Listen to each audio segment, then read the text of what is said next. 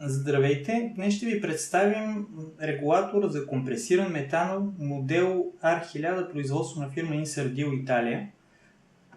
Този регулатор е добре познат на тези от вас, които се занимават с инсталации за компресиран метан. Било то доставчици на компресиран метан, било то фирми, занимаващи се с изграждане на инсталации с големи дебити. Това, което е характерно за този регулатор, е, че първо присъединяването е на 1 цол мъжка резба и на вход и на изход.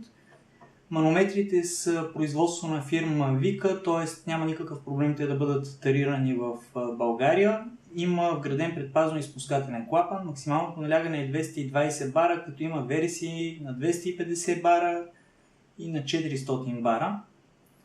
Изходящото налягане на конкретния модел е от 1,5 до 15 бара, като регулирането на изходящото налягане става посредством винта от долната страна на самия регулатор. Има гайка, която позволява фиксиране след като се спрем на подходящото и изходящо налягане.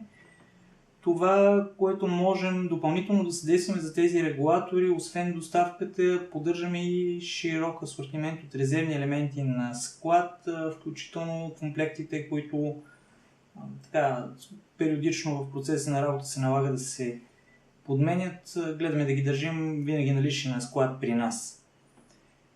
Нещо ново за българския пазар е вариант на същия този регулатор с пилотно действие, така че когато имате въпроси, не се колебайте да ни потърсите, за да ви обясним какви са възможностите. Дебитите на този регулатор са силно обвързани с това доколко ще бъдат изпразнени бънделите и какво е изходящото налягане, на което трябва да работи регулатора. Като цяло дебитите, които постигаме с модел R1000 е над 500 кубика, включително дори може да даде дебити от порядъка на около 1000 кубика. За допълнителна информация може да погледнете на нашия сайт zonagas.bg или да се свържете директно с нас на телефоните ни. Благодарим ви!